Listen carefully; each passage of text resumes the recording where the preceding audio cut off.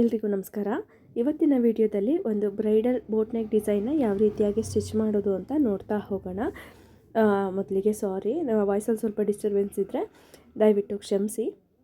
ಇಲ್ಲಿ lining ಪಾರ್ಟ್ನ ಎಕ್ಸಾಕ್ಟಾಗಿ measurement ಏನಿದೆ ಅದಕ್ಕೆ ತಕ್ಕನಾಗೆ ಕಟ್ಟಿಂಗ್ ಮಾಡಿ ಇಟ್ಕೊಂಡಿದ್ದೀನಿ. ಮೆಜರ್ಮೆಂಟ್ ನೋಡೋದಾದರೆ ಬ್ಲೌಸ್ ಲೆಂತ್ ಬಂದು 13.25 ಇಂಚಿದೆ. 1 ಇಂಚ್ ಎಕ್ಸ್ಟ್ರಾ ಅಂತ ತೊಗೊಂಡು 14.25 ಇಂಚಿಗೆ ಕಟ್ಟಿಂಗ್ನ ಮಾಡ್ಕೊಂಡಿದ್ದೀನಿ. ಬ್ಲೌಸ್ ಲೆಂತು ಬ್ಯಾಕ್ ಪಾರ್ಟ್ ಇದು, ಮತ್ತು ಶೋಲ್ಡರ್ ಮತ್ತು ನೆಕ್ ವಿಡ್ತ್ ಎರಡೂ ಸೇರಿ 7 ಇಂಚಿಗೆ ಕಟ್ಟಿಂಗ್ನ ಮಾಡ್ಕೊಂಡಿದ್ದೀನಿ. ಅದಾದಮೇಲೆ ನೆಕ್ ವಿಡ್ತ್ ಇಲ್ಲಿ 4 ಇಂಚನ್ನ ತೊಗೊಂಡು ಡೌನಿಂಗಿಗೆ 3.25 ಇಂಚನ್ನ ಮಾರ್ಕ್ ಮಾಡಿಕೊಂಡು ಈ ರೀತಿ ಬೋಟ್ ನೆಕ್ ಶೇಪ್ನ ಕಟ್ ಮಾಡಿ ಇಟ್ಕೊಂಡಿದ್ದೀನಿ.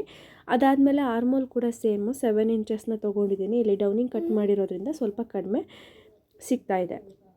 ಇನ್ನು ಅದಾದಮೇಲೆ ಚೆಸ್ಟ್ ನೋಡೋದಾದರೆ ಚೆಸ್ಟು 9.25 ಇಂಚಿದೆ, ಮತ್ತು 2 ಇಂಚು ಎಕ್ಸ್ಟ್ರಾ ಸ್ಟಿಚಿಂಗ್ ಮಾರ್ಜಿನ್ ಅಂತ ತೊಗೊಂಡು ಅದನ್ನು ಕೂಡ ಕಟ್ ಮಾಡಿ ಇಟ್ಕೊಂಡಿದ್ದೀನಿ. ಇದು ಎಕ್ಸಾಕ್ಟು ನಮಗೆ ಬೇಕಾಗಿರುವಂಥ ಮೆಜರ್ಮೆಂಟು.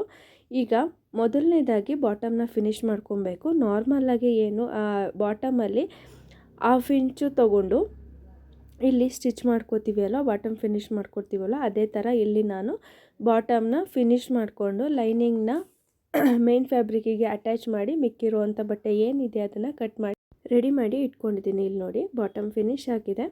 ಈಗ ಬ್ಲೌಸ್ನ ನಾನು ಕರೆಕ್ಟಾಗಿ ಸೆಂಟರ್ಗೆ ಫೋಲ್ಡ್ ಮಾಡ್ಕೋತಾ ಇದ್ದೀನಿ. ಏನಂದರೆ ನೆಕ್ಸ್ಟ್ ಮಾರ್ಕಿಂಗ್ ಏನು ಬೇಕಲ್ವ ಅದಕ್ಕೋಸ್ಕರ ಈ ರೀತಿ ಸೆಂಟರ್ಗೆ ಕರೆಕ್ಟಾಗಿ ಫೋಲ್ಡ್ ಮಾಡಿ ಇಟ್ಕೋತಾ ಇದ್ದೀನಿ.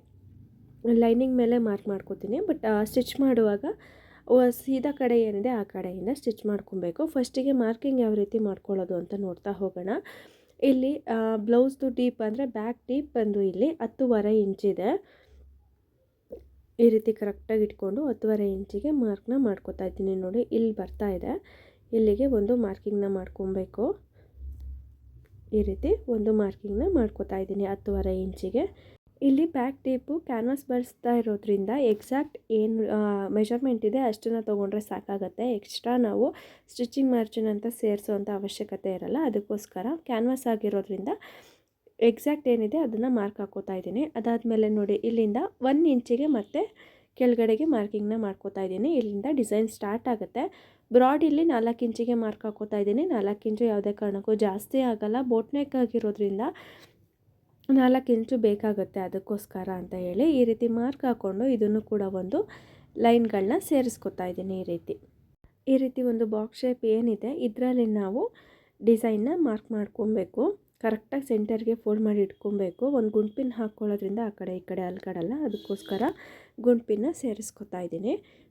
ಇವಾಗ ನೋಡಿ ಈ ರೀತಿ ಒಂದು ಶೇಪ್ನ ಕೊಡ್ಕೊಬೇಕಾಗತ್ತೆ. ಅದಕ್ಕಿಂತ ಮುಂಚೆ ನೋಡಿ ಇಲ್ಲಿ ಬಾಟಮಿಂದ 1 ಇಂಚಿಗೆ ಮೇಲ್ಗಡೆಗೆ ಮಾರ್ಕ್ ಹಾಕೋತಾ ಇದ್ದೀನಿ, ಶೇಪ್ ಕೊಡೋದಕ್ಕೆ ಅಂತ ಹೇಳಿ. ಇಲ್ಲಿ 1 ಇಂಚಿಗೆ ಮೇಲ್ಗಡೆ ಮಾರ್ಕ್ ಹಾಕ್ಕೊಂಡು ಈಗ ಇಲ್ಲಿಂದ ಈ ಕಡೆಗೆ ಸ್ವಲ್ಪ ಈ ರೀತಿ ಶೇಪ್ನ ಕೊಡ್ಕೊಬೇಕಾಗುತ್ತೆ. ಎಕ್ಸಾಕ್ಟ್ ಟ್ರಯಾಂಗಲ್ ಶೇಪ್ ಬರೋದಿಲ್ಲ, ಸ್ವಲ್ಪ ಕ್ರಾಸಿಂಗಲ್ಲಿ ಈ ರೀತಿ ಶೇಪ್ನ ಕೊಡ್ಕೋತಾ ಇದ್ದೀನಿ.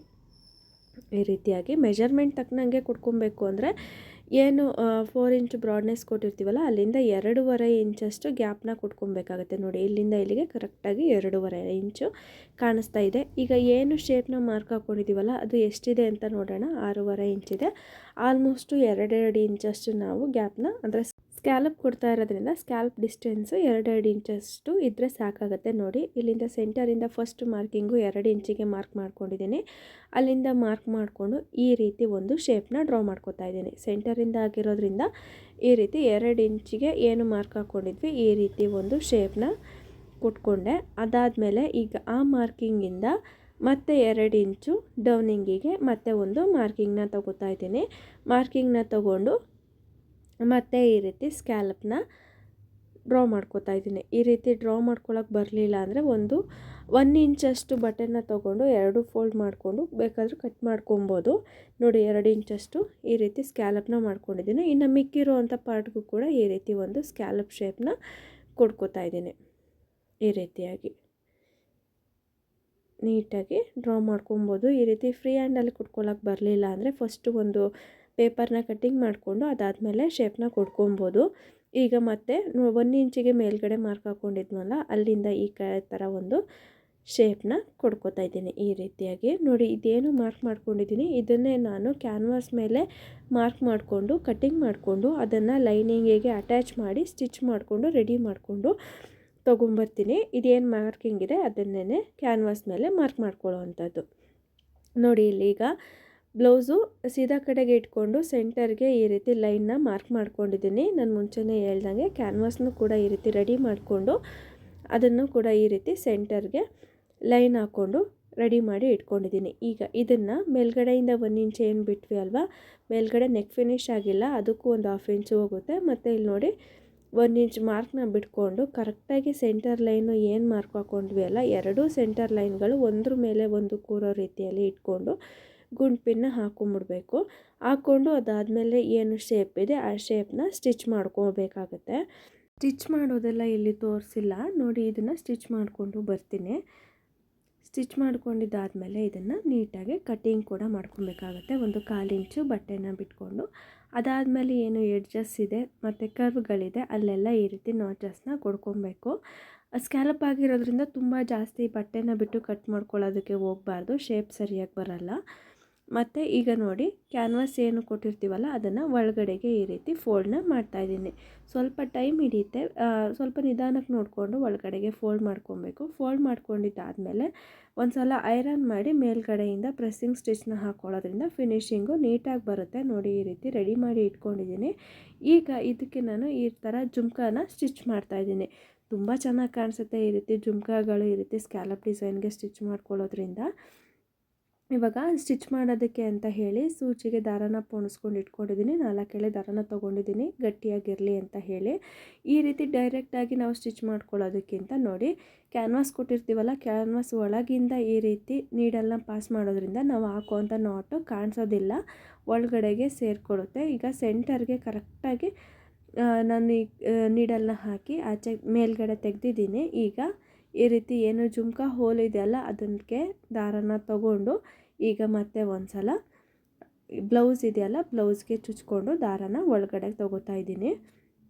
ಈ ರೀತಿ ಕ್ಯಾನ್ವಾಸ್ ಆಗಿರೋದ್ರಿಂದ ಸ್ವಲ್ಪ ಗಟ್ಟಿಯಾಗಿ ಎಳಿಬೇಕಾಗತ್ತೆ. ನೋಡಿ ತುಂಬ ಟೈಟ್ ಅನ್ನೋ ಥರ ದಾರನ ಎಳ್ಕೊಂಡು ನಾವು ಜುಮ್ಕಾನ ಸ್ಟಿಚ್ ಮಾಡ್ಬೋದು. ಈ ರೀತಿ ಸ್ಟಿಚ್ ಮಾಡೋದ್ರಿಂದ ಜುಮ್ಕಾ ಅಲ್ಗಾಡಲ್ಲ, ಸ್ಟ್ರೈಟಾಗಿ ನಿಂತ್ಕೊಂಡ್ಬಿಡುತ್ತೆ, ಆವಾಗ ಅಷ್ಟು ಚೆನ್ನಾಗಿ ಕಾಣಿಸಲ್ಲ. ಅದಕ್ಕೋಸ್ಕರ ಸ್ವಲ್ಪ ಲೂಸ್ ಬಿಟ್ಟು ಜುಮ್ಕಾ ಸ್ವಲ್ಪ ಅಲ್ಗಾಡೋ ಥರ ಇಟ್ಕೊಂಡ್ರೆ ತುಂಬ ಚೆನ್ನಾಗಿ ಕಾಣಿಸುತ್ತೆ. ಅದಕ್ಕೋಸ್ಕರ ಸ್ವಲ್ಪ ಲೂಸ್ನ ಬಿಟ್ಟು ಜುಮ್ಕಾನ ಸ್ಟಿಚ್ ಮಾಡ್ಕೊಬೇಕು. ಒಂದು ಸಲ ಸ್ಟಿಚ್ ಮಾಡ್ಕೊಂಡಿದ್ದಾದಮೇಲೆ ಇನ್ನೂ ಒಂದು ಸಲ ದಾರನ ಜುಮ್ಕಾ ಒಳಗಿಂದ ಪಾಸ್ ಮಾಡಿಕೊಂಡು ನಾನು ಮುಂಚೆನೇ ಹೇಳ್ದಂಗೆ ಸ್ವಲ್ಪ ಲೂಸ್ ಬಿಟ್ಟು, ಅಂದರೆ ಜುಮ್ಕಾ ನೀಟಾಗಿ ಅಲ್ಗಾಡೋ ಥರ ಇದ್ದರೆ ತುಂಬ ಚೆನ್ನಾಗಿ ಕಾಣಿಸುತ್ತೆ. ಅದಕ್ಕೋಸ್ಕರ ಸ್ವಲ್ಪ ಲೂಸ್ ಬಿಟ್ಟು ಮತ್ತೆ ನೀಡನ್ನು ಕೆಳಗಡೆಗೆ ಪಾಸ್ ಮಾಡ್ಕೋತಾ ಇದ್ದೀನಿ. ಈ ರೀತಿಯಾಗಿ ಈ ಸಲ 2 ಸಲ ಪಾಸ್ ಮಾಡಿಕೊಂಡ್ರೆ ಸಾಕು. ತುಂಬ ಜಾಸ್ತಿ ನಾವು ಸ್ಟಿಚ್ ಮಾಡ್ತೀವಿ ಅಂದರೆ ಮೇಲ್ಗಡೆ ದಾರ ಕಾಣಿಸ್ಬಿಡುತ್ತೆ. ಅದಕ್ಕೋಸ್ಕರ ಈ ರೀತಿ ಜುಮ್ಕಾನ ಸ್ಟಿಚ್ ಮಾಡಿಕೊಂಡ್ರೆ ಆಯಿತು. ಈಗ ಉಲ್ಟಾ ಕಡೆಗೆ ತಿರುಗಿಸ್ಕೊಂಡು ಒಂದು ನಾಟ್ನ ಹಾಕ್ಕೊಬೇಕಾಗತ್ತೆ.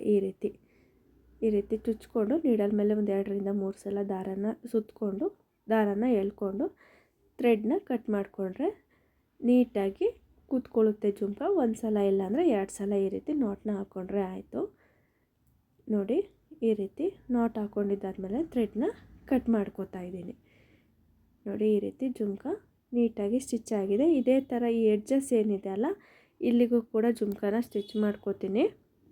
ನೋಡಿ ಸ್ಟಿಚ್ ಮಾಡ್ಕೊಂಡಿದ್ದಾದಮೇಲೆ ಈ ರೀತಿ ಇದು ಕಾಣಿಸ್ತಾ ಇದೆ, ತುಂಬ ಚೆನ್ನಾಗಿ ಕಾಣಿಸ್ತಾ ಇದೆ ಅಲ್ಲ. ಬ್ರೈಡ್ಸ್ ಏನಿರ್ತಾರೆ ಅಂಥವ್ರಿಗಂತೂ ತುಂಬ ಚೆನ್ನಾಗಿ ಕಾಣಿಸುತ್ತೆ ಈ ಡಿಸೈನು. ಬ್ರೈಡ್ಸ್ ಇಲ್ಲ ಅಂದ್ರೂ ಕೂಡ ತುಂಬ ಗ್ರ್ಯಾಂಡ್ ಡಿಸೈನ್ ಯಾರೋ ವೇರ್ ಮಾಡೋದಕ್ಕೆ ಇಷ್ಟಪಡ್ತಾರೆ ಅಂಥವ್ರಿಗಂತೂ ತುಂಬಾ ಚೆನ್ನಾಗಿ ಕಾಣಿಸುತ್ತೆ ಈ ರೀತಿ ಜುಮ್ಕಾ ಡಿಸೈನು. ಒಂದು ಸಲ ಸ್ಟಿಚ್ ಮಾಡಿ ನೋಡಿ ಯಾವ ರೀತಿಯಾಗಿ ಬಂತು ಅಂತ ನನಗೆ ಕಮೆಂಟ್ ಮಾಡಿ ತಿಳಿಸಿ. ಇದು ಫುಲ್ ಬ್ಲೌಸ್ ಸ್ಟಿಚ್ ಆದಮೇಲೆ ಯಾವ ರೀತಿ ಕಾಣಿಸುತ್ತೆ ಅಂತ ತೋರಿಸ್ತೇನೆ. ನೋಡಿ ಈಗ ಕಂಪ್ಲೀಟಾಗಿ ಬ್ಲೌಸು ಸ್ಟಿಚ್ ಆಗಿದೆ. ಇದನ್ನು ಯಾವ ರೀತಿ ಕಾಣಿಸುತ್ತೆ ಅಂತ ನೋಡಿ. ಫ್ರಂಟಲ್ಲಿ ನಾನು ಈ ರೀತಿ ಸ್ಮಾಲ್ 2 ಸ್ಕ್ಯಾಲಪ್ನ ಕೊಟ್ಟಿದ್ದೀನಿ. ಬ್ಯಾಕಲ್ಲಿ ಬೋಟ್ ನೆಕ್ಕು ಮತ್ತು ಫ್ರಂಟಲ್ಲಿ ಡೀಪ್ ನೆಕ್ ಆಗಿದೆ. ಅದಕ್ಕೋಸ್ಕರ ಈ ರೀತಿ ಸ್ಕ್ಯಾಲಪ್ನ ಸ್ಟಿಚ್ ಮಾಡಿದ್ದೀನಿ. 2 ಸೈಡು ಸ್ಕ್ಯಾಲಪ್ ಬಂದಿದೆ ಫ್ರಂಟ್ ಪಾರ್ಟಲ್ಲಿ ಈ ರೀತಿ. ಇನ್ನು ಬ್ಯಾಕ್ ಪಾರ್ಟ್ ಆ್ಯಸ್ ಯೂಶುವಲ್ ತೋರಿಸ್ದೆ ಅಲ್ವಾ, ಅದೇ ಥರ ಈ ರೀತಿ ಜುಮ್ಕನ ಕೊಟ್ಟು ಸ್ಟಿಚ್ ಮಾಡಿರೋದು. ನೋಡಿ ಎಷ್ಟು ನೀಟಾಗಿ ಕಾಣಿಸ್ತಾ ಇದೆ ಅಂತ, ತುಂಬ ಚೆನ್ನಾಗಿ ಕೂಡ ಕಾಣಿಸ್ತಾ ಇದೆ. ಜುಮ್ಕಾ ಈ ರೀತಿ ಅಲ್ಗಾಡೋ ಥರನೇ ಇದ್ದರೆ ತುಂಬ ಚೆನ್ನಾಗಿ ಕಾಣಿಸುತ್ತೆ.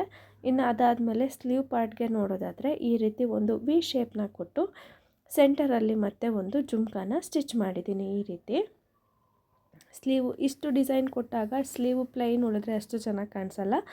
ಅದಕ್ಕೋಸ್ಕರ ಇಲ್ಲೂ ಸ್ಲೀವಲ್ಲೂ ಕೂಡ ಒಂದು ಡಿಸೈನ್ನ ಕೊಟ್ಟು ಈ ರೀತಿ ಜುಮ್ಕಾನ ಸ್ಟಿಚ್ ಮಾಡಿದ್ದೀನಿ ನೋಡಿ. ಈ ರೀತಿ ಫೈನಲ್ ಲುಕ್ಕು ಬ್ಲೌಸ್ದು ಈ ರೀತಿ ಬಂದಿದೆ.